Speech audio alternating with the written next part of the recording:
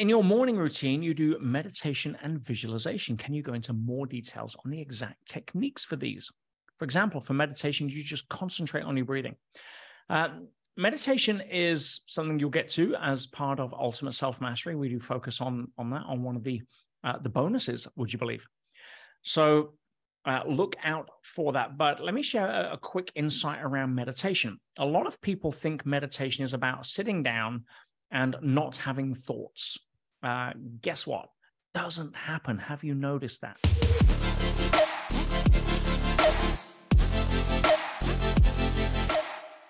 Yeah, your mind is designed to think, and not only is it designed to think, but it is massively overtrained to think.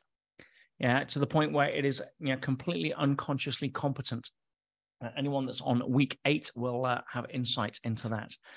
So it's not about not having thoughts. It's about not processing the thoughts. Why? Because you are not your thoughts.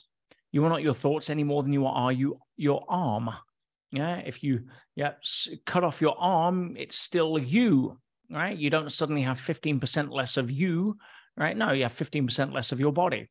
If you stop thinking, you don't die. Why? Because your thoughts are not you, right? So when it's easy to look at the body versus the mind example, because the body is physical, the mind is not.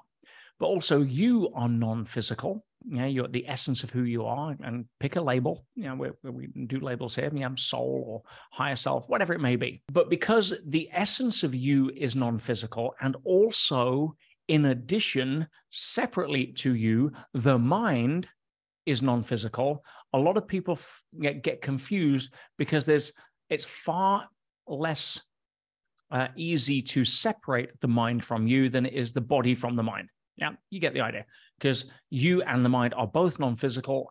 If you had a left arm and a right arm, easy to separate, but it doesn't work that way. So when we realize that we're not our mind, we have a mind, just like we're not our body, we have a body, then the you with a capital Y, the self with a capital S, realizes that the mind just does what the mind just does. The mind is going to think. So whether you process that thought, it's another form of, let's call it internal sense data. See, we know that the external sense data, sight, sound, touch, taste, and smell, we know that we can not process that. Why? Because, guys, when our partner is calling us, half the time we don't hear it if we've got our head somewhere else. In other words, the sense data is getting through, but we're not processing it. Right? When you're for example, in a room and you don't notice that it's a little chilly because you're so engrossed in watching the film, right? Your sense data is recording or receiving a certain level of input, but you're not processing that into your conscious awareness. Easy so far to follow. Everybody with me? Yes? Okay. So if we know that we can not process physical sense data, it's exactly the same to not process the mental sense data. You may feel cold, but if you're too focused on the date in front of you and whether they're going to say yes at the end of the night or not, right? You're ignoring the cold. It's not relevant to you. It doesn't even factor into your importance radar.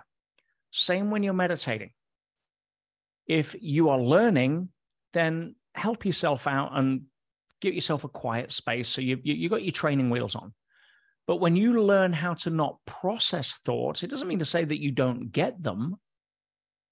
You're just not processing it. It doesn't feature on your relevance radar.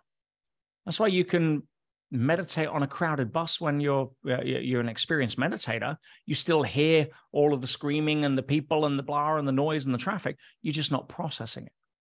Well, that's an external stimulant. It's simply that the internal stimulant is the same thing.